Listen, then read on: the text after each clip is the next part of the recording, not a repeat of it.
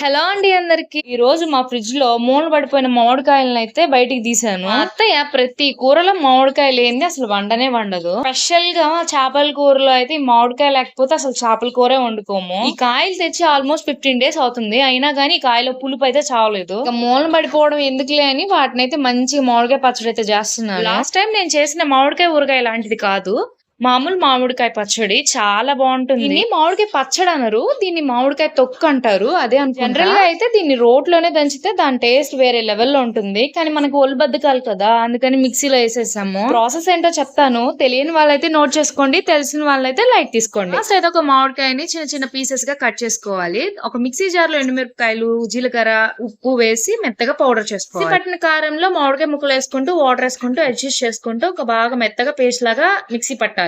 Next వచ్చేసి పోపేసుకోవడమే. కాస్త గట్టిగానే పడుతుంది ఆయిల్ మాత్రం. సరే ఉంటా మరి, బాయ్.